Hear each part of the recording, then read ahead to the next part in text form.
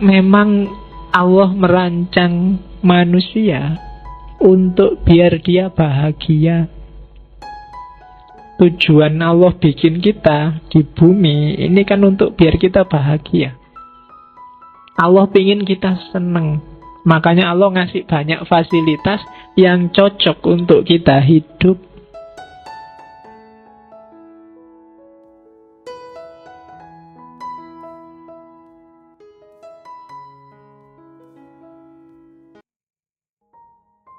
Kenapa sih kok Allah sempet-sempetnya ngasih kita yang pas luar biasa untuk hidup kita? Karena Allah ingin kita bahagia.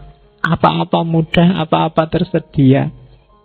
Kalau ada yang kurang kok ndak ada, biasanya karena pokal kita sendiri. Tapi Allah menyediakan full.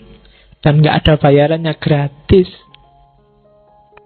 Kalian dikasih tangan cuma 2, dikasih kaki 2, dan itu pas.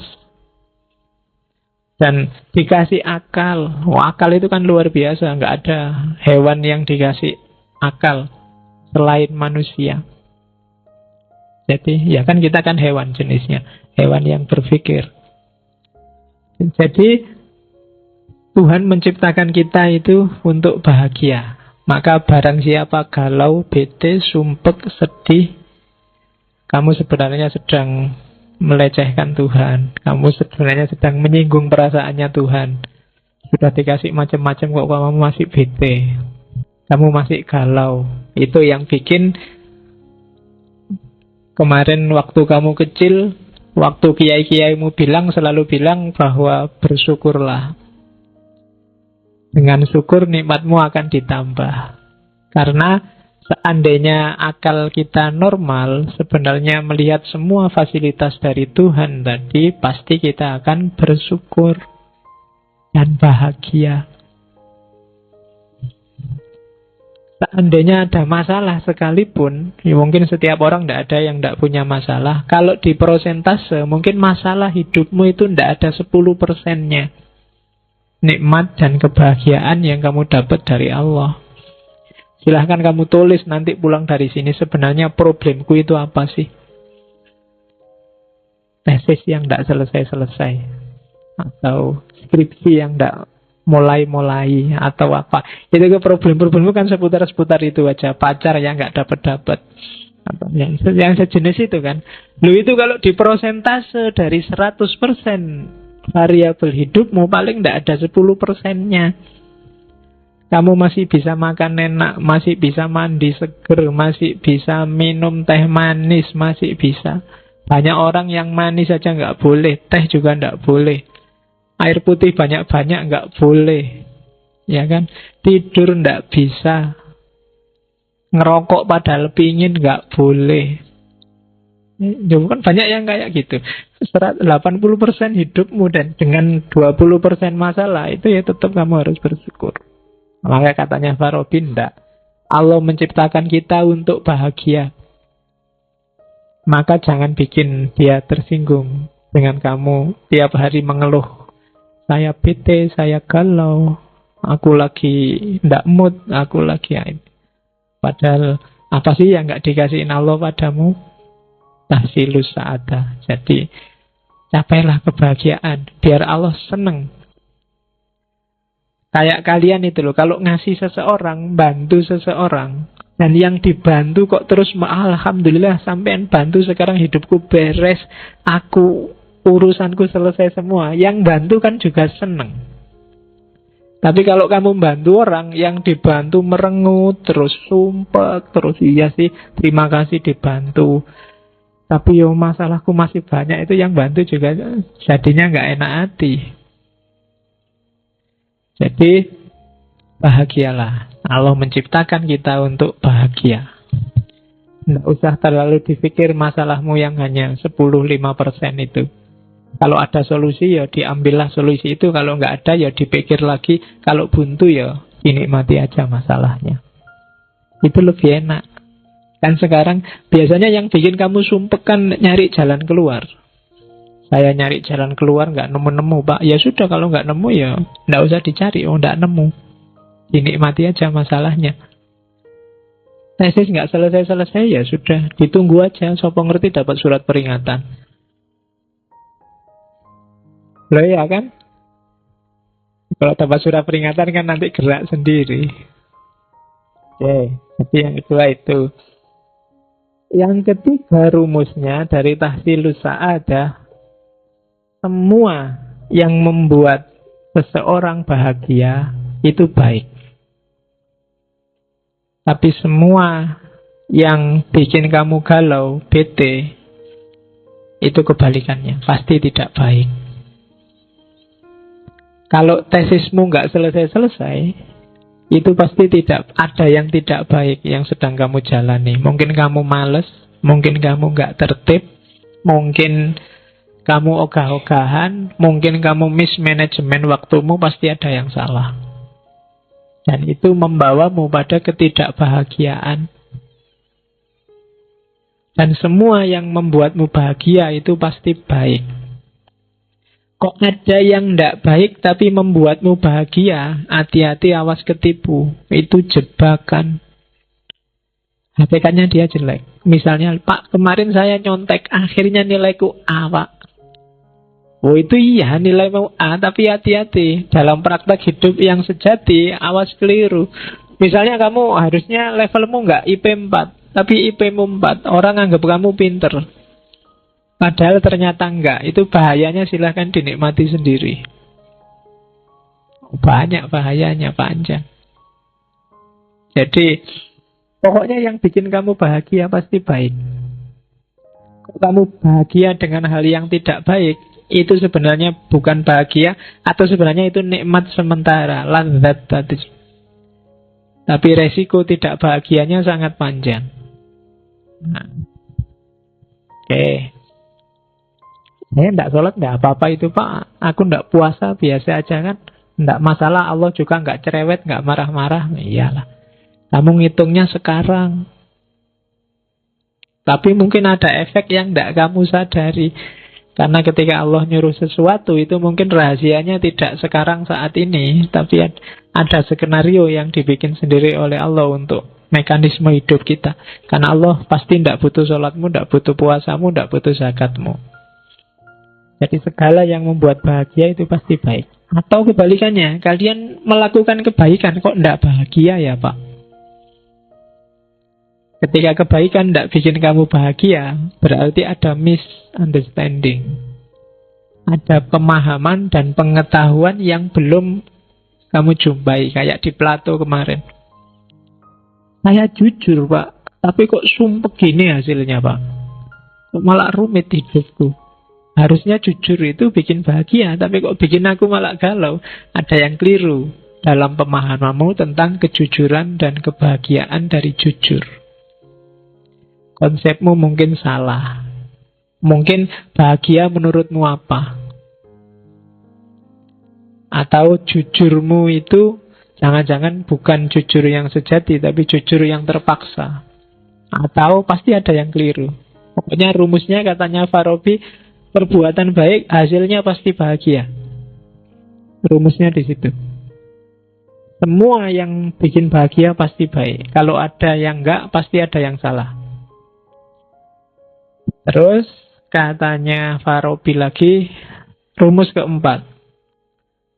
Orang tidak cukup hanya paham dan sadar, tapi juga dia harus ingin dan target. Ini dimensi praktis yang kemarin tidak ada di Plato. Paham teorinya dan sadar pentingnya itu belum cukup. Perlu ditambah mau menjalankan. Sekarang kan banyak. Kamu yang pinter-pinter sudah S2, sudah kuliah, itu kan biasanya ilmumu lengkap. Apa sih kebaikan yang tidak kamu ketahui? Apa sih barang salah yang kamu tidak paham? Tapi antara paham dan menjalankan ternyata ada jarak. Kamu ngerti kalau puasa Senin Kemis itu bagus. Tapi kamu puasa kalau pas lagi ada masalah. Sholat tahajud kalau ada masalah. Kan biasanya kamu gitu. Nah, jadi ada jarak katanya Frobinda. Tidak cukup hanya kamu ngerti dan paham teorinya. Tapi juga harus niat dan menjalankan isi teorimu. Nanti detail pemahamannya di belakang. Tapi ini penting. Jadi kehendak itu jadi kunci. Kamu pingin bahagia atau tidak? Ada nggak orang yang sasaran hidupnya nggak bahagia? Ada. Termasuk orang yang salah identifikasi tentang apa itu bahagia. Maka nggak cukup paham dan sadar, tapi harus dijalankan. Nggak cukup berteori tentang demokrasi, kamu juga harus hidup secara demokratis. Nggak cukup teori tentang anak soleh, kamu juga harus hidup kayak anak soleh. Saya ngerti Pak, caranya jadi wali biar disayang Allah, biar ya enggak pentingnya.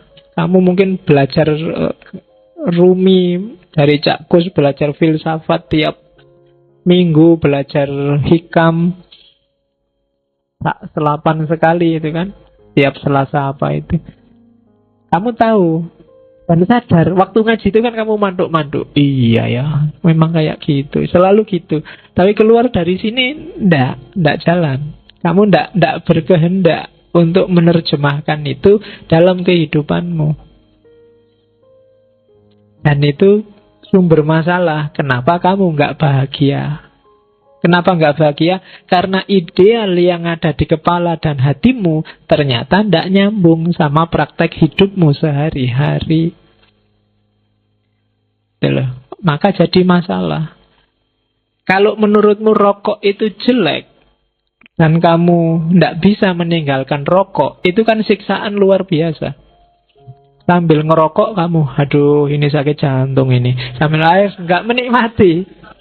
Iya kan, ndak nyambung, kamu ndak bahagia. Mending kamu anggap serokok ini bermanfaat, bagus bagiku, ndak tahu buat orang lain, pokoknya bagiku bagus. Itu lebih enak rasanya rokok. Tapi kalau sambil ngerokok kamu nonton gambarnya itu, aduh merokok bisa membunuhmu, wah mati ya. Jadi sambil ngerokok kamu mati ini kan itu. Iya. Jadi tidak nyambung. Ideal sama praktek hidupmu harus nyambung. Kalau tidak ya kamu tidak akan bahagia. Maka tidak cukup tahu dan sadar, tapi juga menginginkan dan menjalankan. Itu teori untuk bahagia. Kalau menurutmu mahasiswa itu wajib punya pacar dan kamu tidak punya pacar, itu kan siksaan luar biasa. Mending kamu punya ideologi tidak usah pacar-pacaran dulu, itu malah nyaman. Kamu tidak galau, nggak punya pacar nggak masalah. Memang aku tidak ingin punya pacar. Itu untuk nutupi yang tidak laku. Jadi dalilnya ngono wae. Jadi saya ideologinya beda, nggak setuju pacar. Ya kan? Lo kebalikannya, kalau kamu sudah matok ndak pingin pacaran tapi kok ya jatuh cinta, itu kan ya siksaan luar biasa. Atau kamu ndak pingin punya pacar kok terlanjur punya pacar, itu juga siksaan. Pingin punya pacar nggak punya pacar juga siksaan. Ideal yang di kepala dengan prakteknya nggak nyambung. Jadi jangan seneng-seneng kamu ilmumu tambah banyak tiap minggu, tiap bulan. Kalau kebenaran dan kebaikan sudah jadi referensimu, tapi tidak jadi targetmu, nggak jadi sumber perilakumu, itu juga ada jarak. Itu yang bikin kamu galau secara nggak sadar kadang-kadang. Jadi mending orang nggak ngerti apa-apa, lebih nyaman. Tapi semakin luas ilmumu, pertanggungjawabannya semakin panjang, termasuk secara individual. Jadi kalau memang merasa wah berat ya Pak, habis itu nggak ngaji lagi, nggak apa-apa. Tambah pinter, tambah sumpek ternyata Pak.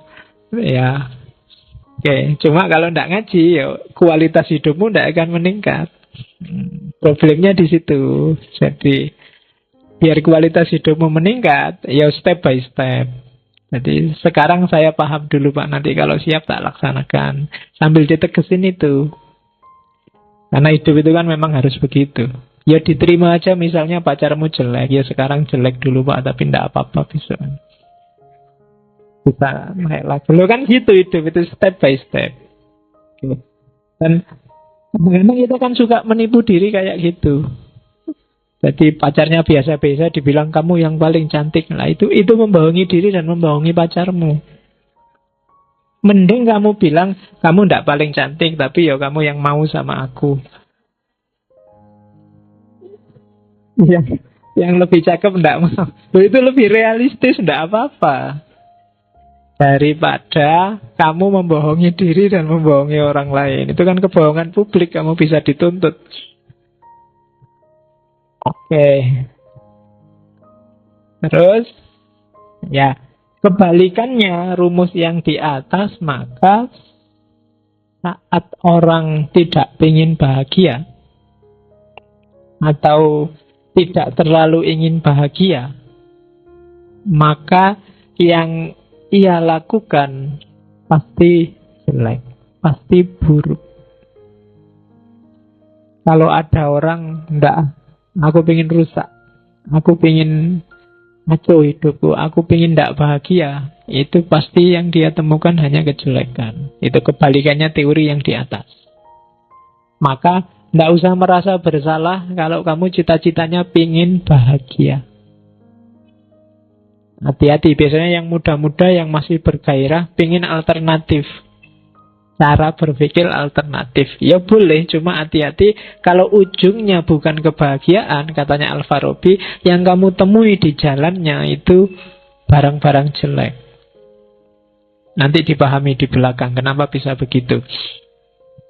Terus, kapan bahagia itu terjadi? Bahagia terjadi ketika jiwamu termanifestasikan, kayak di Plato kemarin, jiwamu terimplementasikan secara sempurna, optimal. Dalam dirimu itu ada daya jiwa apa saja sih? Kalau itu dijalankan secara optimal, maka disitulah kamu akan merasa bahagia. Termasuk daya makan, daya seks, hasrat untuk dihormati, hasrat. Itu kalau semuanya terlampiaskan secara optimal, maka disitulah orang menemukan kebahagiaan. Seperti apa sih daya jiwa itu? Nah, ini teori jiwanya Farabi. Agak mirip dengan teori-teori jiwa yang kita temui dalam tradisi Neoplatonik. Oke.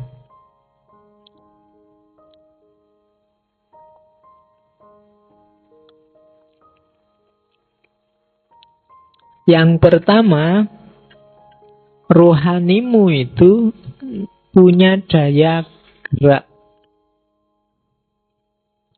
Jasmani itu kan hardware-nya, software-nya rohani. Dan software ini, daya pertama, kekuatan pertamanya adalah kekuatan menggerakkan.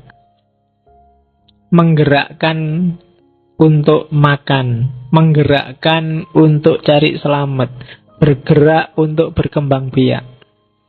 Itu daya jiwa. Dan itu otomatis kalian miliki, tidak perlu belajar. Sifatnya instinktif. Makan itu instinktif.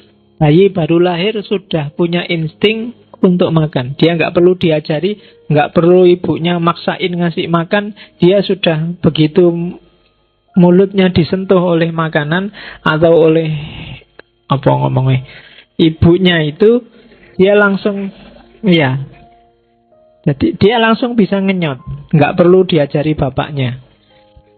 Jadi otomatis langsung. Loh, itu insting. Ya. Dulu bapaknya juga insting juga, tapi tidak perlu. Itu daya gerak namanya. Itu otomatis, dorongan jiwanya otomatis. Kamu nggak pernah belajar kan yang cowok suka cewek, atau lihat itu kamu kepingin itu kan. Cuma itu sudah insting. Ya, itu lapar juga gitu, makan itu kan dayanya, kalau ada makanan kamu pingin. Kalau nggak makan lama, perutmu meronta-ronta minta makan. Itu tanpa belajar. Gurumu nggak pernah ngajari, besok kalau sudah jam 12 siang kamu belum dikasih apa-apa, berarti itu namanya lapar, carilah makanan. Nggak, otomatis itu sudah. Kamu lapar ya nyari makan. Bayi itu kalau nggak dikasih makan mungkin megang apa dimakan, dibawa ke mulut, itu insting. Termasuk untuk memelihara, menghancurkan, dan seterusnya. Itu banyak yang sifatnya instinktif. Ya termasuk, saya lupa baca di filosofi apa, daya untuk melupakan sesuatu itu instinktif. Pengalaman yang jelek-jelek itu kadang kamu lupa. Atau pengalaman yang tidak penting itu kamu lupa. Itu insting. Tidak semua pengalaman teringat. Dan biasanya dia masuk ke bawah sadar. Itu insting. Kamu kan nggak pernah secara sengaja, ini tak taruh di bawah sadar, ini taruh di atas sadar, ini taruh di samping sadar. Nggak pernah. Itu insting. Jalan aja. Mana yang penting, tidak penting, akalmu langsung mensortir. Itu insting. Gerak untuk berkembang biak juga begitu, itu insting. Jadi kamu nggak perlu belajar, Pak, gimana ya Pak caranya kawin? Nggak usah, kamu mesti bisa. Nggak perlu dipelajari khusus, nggak perlu kamu nyari buku tentang itu, apalagi yang ada gambarnya. Ya, oke. Jadi daya gerak itu dari dalam, bukan dari luar. Yang luar itu cuma menstimulasi yang dalam. Jadi mungkin kalian nonton gambar apa terus yang dalam tergerak, itu kan yang gerak sebenarnya dalam, yang itu hanya menstimulan aja. Karena ada juga yang nonton gambar nggak tergerak. Ya, yo gambar apa dulu? Oke, yo. Saya nggak tahu ya kalau saya ngomong gini yang muncul di kepalamu gambar apa kira-kira? Lu jangan salah, yang kamu masukkan di kepalamu itu ada sisanya loh, kelihatan. Jadi yang pernah lihat gambar kayak gimana mesti wah, gambar yang kemarin dilihat muncul, atau yang dulu disimpan muncul lagi. Oke. Daya untuk memori, mengoleksi yang ingin dikoleksi juga sifatnya insting. Kalian berangkat dari kos-kosan sampai masjid sini, misalnya ketemu berapa orang tadi, berapa motor, berapa mobil, kan kalian nggak bisa nyebut. Kenapa? Secara naluriah itu sama memorimu nggak direkam, kecuali yang secara sengaja kamu rekam. Kalau insting ini nggak ada, mungkin kamu repot sendiri. Tiap kali lihat sesuatu, masuk ingat. Tiap kali bingung dewe, datamu mesti ruwet di dalam. Oke, makanya orang jenius itu kadang sumpek sendiri hidupnya. Apa-apa ingat, apa-apa paham, itu kadang juga susah. Lebih enak agak on kayak kita ini, lebih nyaman. Nggak ngerti, nggak terlalu paham. Ada orang gegeran debat, ya kita melongo aja ngomong apa kui. Ya, ya kan? Yang debat stres, kita nyaman-nyaman aja, wong nggak ngerti apa-apa.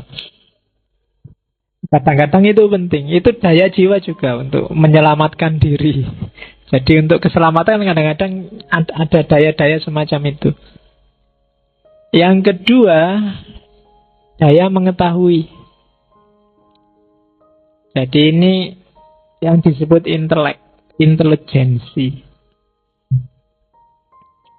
Jadi intelijensi itu kan isinya selain yang empiris sama yang rasional nanti daya berpikir itu masih ada naluri, ada intuisi, ada imajinasi dan lain sebagainya. Jadi merasa kasihan, merasa tidak nyaman, itu daya jiwa juga.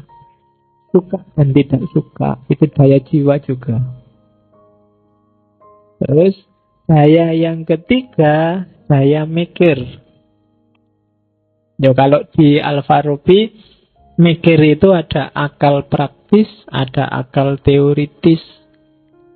Akal praktis itu mikir yang sifatnya langsung dijalankan. Akal praktis itu, waduh, ingin ke belakang ya, ini jauh di sana ya, wah nanti ajalah kalau sudah selesai itu akal praktis. Waduh, tehnya kok habis ya. Oh ini padahal sudah kosong, gue enaknya gimana, keluar dulu sebentar ke depan, ono angkringan itu balik lagi. Nah, itu akal praktis. Daripada ngantuk, itu akal praktis. Mikir yang sifatnya hubungannya sama praksis, namanya akal praktis. Yang kedua ada akal teoritis. Akal teoritis itu isinya 3. Yang pertama akal potensial, yang kedua akal aktual, yang ketiga akal mustafat. Akal potensial itu ketika memahami sesuatu yang ditangkap bentuknya, bukan bendanya. Jadi akal potensial itu sifatnya ideal, a priori.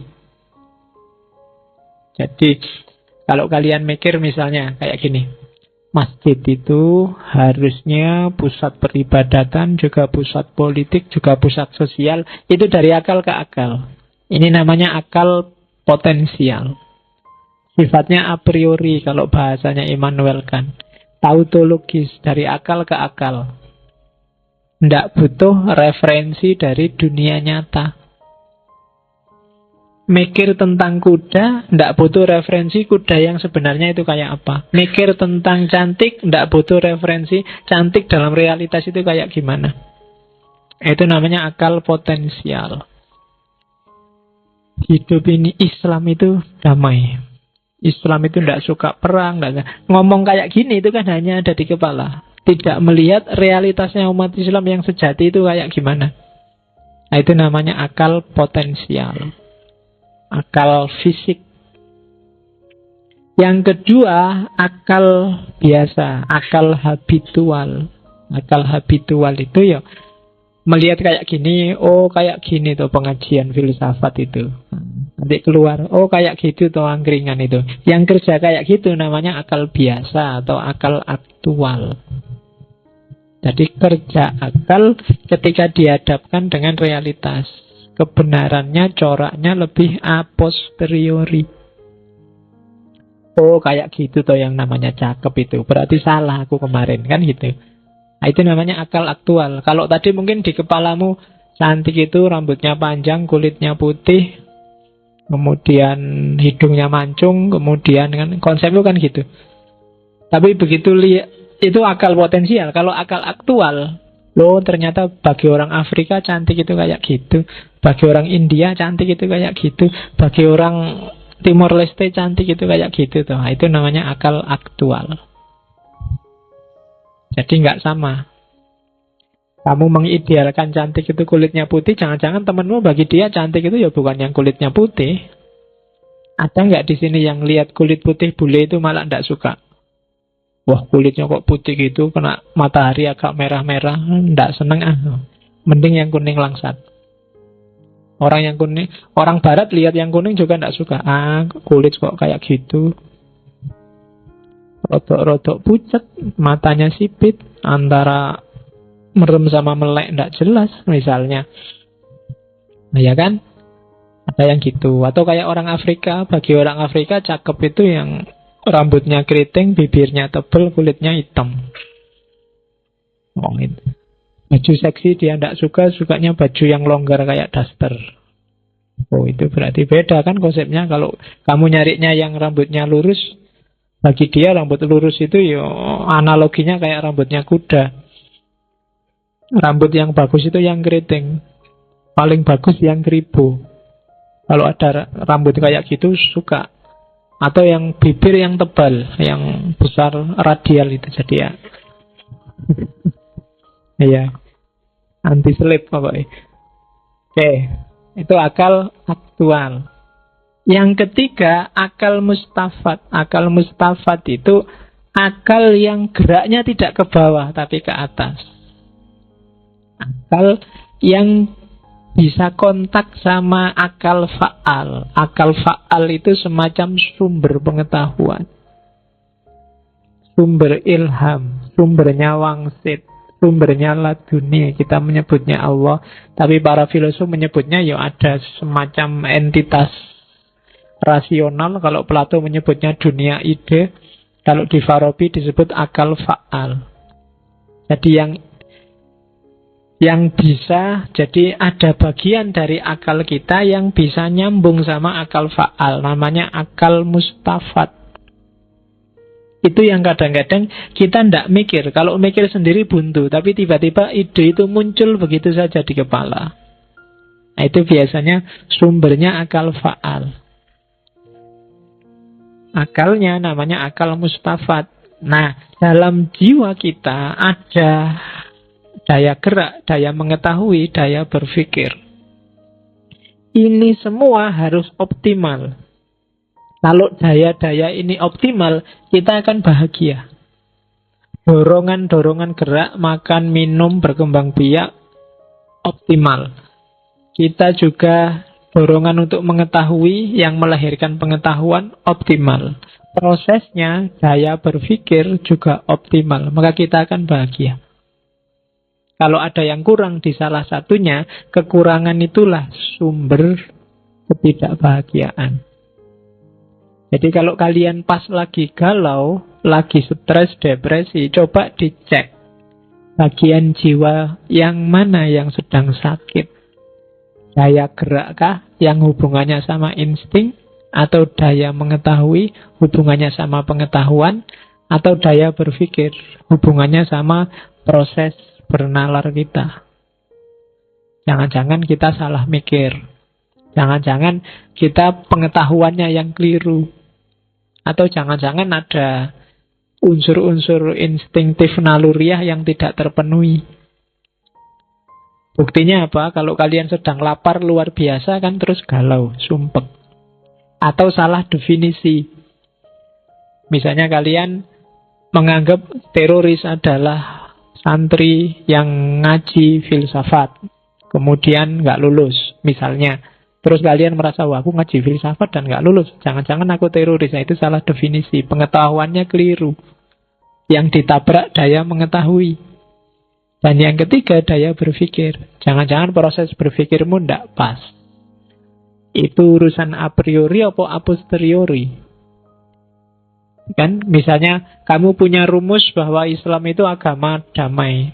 Terus kamu lihat fakta bahwa ternyata kok banyak umat Islam yang ngamuan ya, banyak tawuran ya, itu kan tabrakan. Ditelusuri di mana, dan itu kan bikin galau.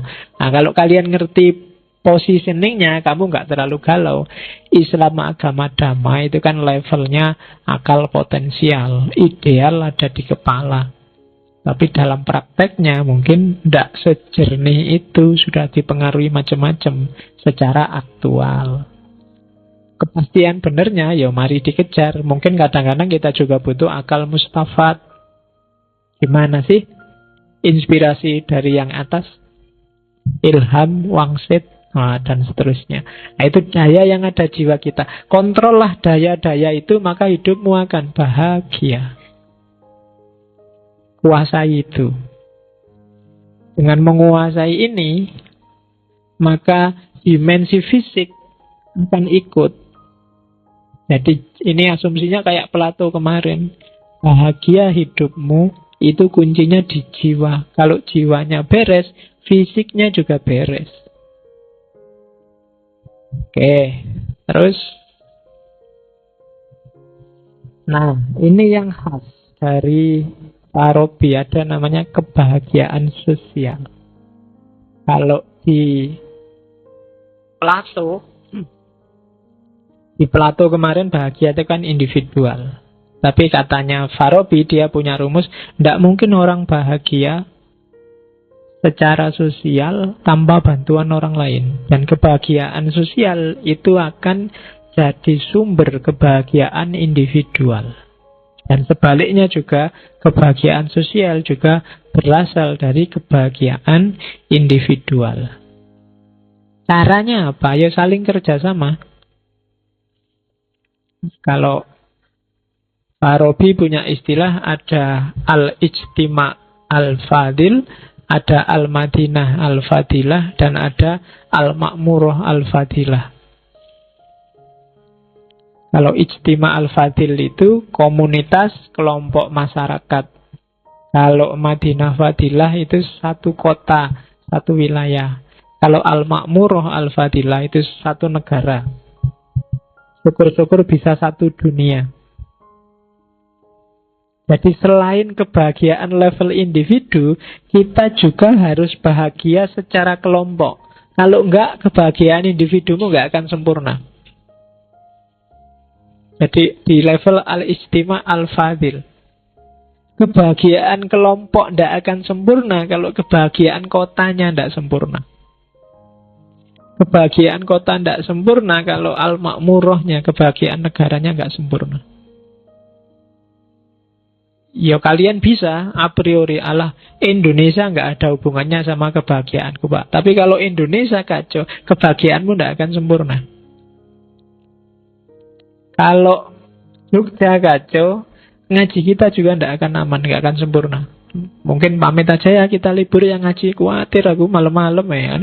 Mungkin bisa begitu. Jadi kebahagiaan kita tidak akan sempurna tanpa kebahagiaan sosial. Ngaji ini aja, kalau tidak bahagia secara sosial, mungkin tidak lama juga akan bubar. Maka di ngaji ini harus ada kebahagiaan sosial. Kalau enggak, ya ngapain? Apalagi ngaji jadi sumber galau. Wah, mending kita bubar. Tidak lama pasti bubar. Apalagi yang volunteer kayak gini kan, bebas, tidak ada bayarnya. Kalau di kampus kan mungkin kalian terpaksa wis kadung bayar ya Pak. Tidak kuliah nanti kalau lulus kan ada paksaan gitu. Tapi kalau ngaji ini kan volunteer.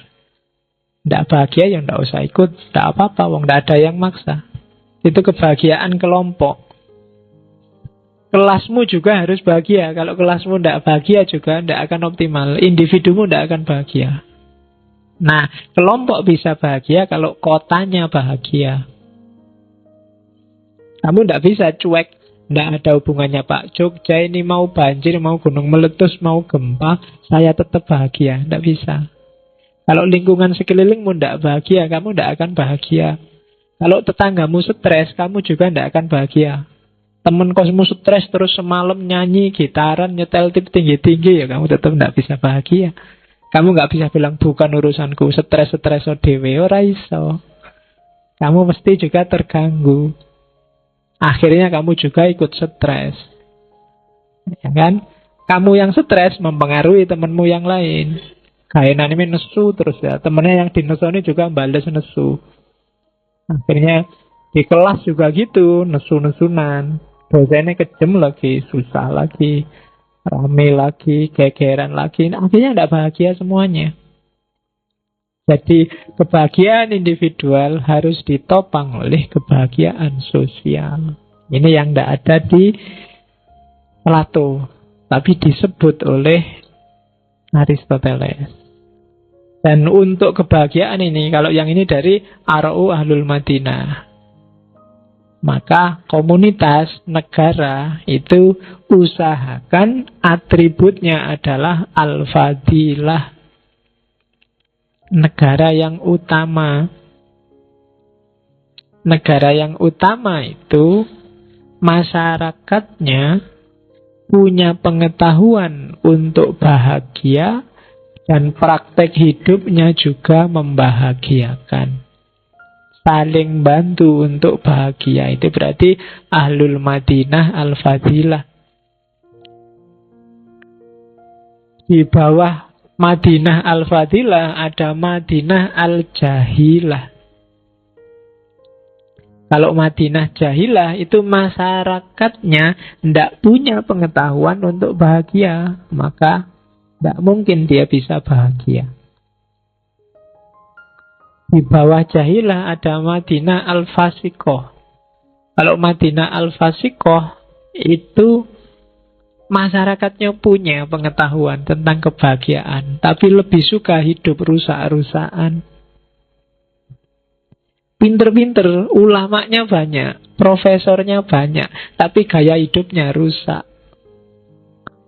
Profesor ketangkep narkoba, kiai ketangkep di hotel sama. Nah, itu berarti apa? Fasikoh. Lu ilmunya dia punya, yang baik dia ngerti, tapi yang dilakukan jelek. Itu Madinah Al-Fasikoh. Biasanya Al-Fasikoh ini akan melahirkan negara keempat, negara Al-Mutabadilah, Madinah al-Mutabadilah itu negara yang semula adil, makmur, gemah ripah, sekarang balik 180 derajat menjadi negara jahilah atau bahkan dolalah. Kalau yang terakhir, yang dolalah, itu negara yang masyarakatnya sudah sesat, pemimpinnya sesat, dan dia diikuti juga oleh yang lain, sehingga yang lain juga ikut sesat. Nah, itu namanya Al-Madinah Ad-Dolalah. Misalnya, kamu anggap Amerika itu penuh kebebasan yang menyesatkan. Tapi kita niru Amerika. Berarti negara Amerika itu negara dolalah yang sesat dan menyesatkan. Nah, itu contohnya itu.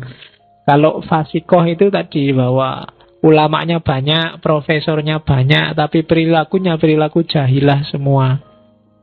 Kalau jahilah itu mending, perilakunya rusak karena memang masyarakatnya bodoh, tidak ngerti kehidupan yang utama. Kalau mutabadilah itu negara yang dulu jaya, dulu sukses, sekarang rusak. Ya karena perilaku warganya. Nah, jadi ini analisis sosial untuk kebahagiaan sosial satu negara. Ya kamu bisa kerangka teori ini untuk membaca Indonesia hari ini. Indonesia itu Madinah Al-Fadilah ataukah Madinah Al-Jahilah? Kita semua ini bodoh, tidak ngerti cara hidup bahagia. Ataukah kita ini fasikoh, ilmu kita panjang, teorinya berbusa-busa, toko buku itu sebanyak itu, buku isinya bagus semua, tidak ada yang jelek. Tapi tidak ada satupun yang terimplementasi. Kelakuan kita kebalikan dari yang kita tulis dan kita ceramahkan. Nah, itu berarti kita masuk kategori fasikoh. Kalau yang keempat, itu biasanya negara yang membangga-banggakan masa lalu. Lihat kita dulu. Lihat kita zaman kiai-kiai kita dulu, zaman nenek moyang kita dulu. Wah, nenek moyang kita itu jaya, orang pelaut. Misalnya, sekarang enggak, kita rusak, maritim kita hancur. Itu berarti negara al-mutabadilah. Kalau yang sudah dolalah itu negara yang jahilah, fasikoh, mutabadilah, dan menginspirasi orang untuk juga rusak. Menginspirasi negara lain untuk sama dolalahnya, sama jahilahnya dengan kita. Misalnya, wah, di luar itu ada film 18 tahun ke atas. Dulu kita ngertinya 17 tahun. Wah, sekarang kita bikinlah yang sama 18. Nah, itu dolalah. Jadi sudah sesat, menyesatkan. Atau kita terinspirasi ada 18 plus, kita bikin yang 23 plus misalnya. Boh, itu film kayak apa? Nah, itu contohnya. Jadi sudah sesat,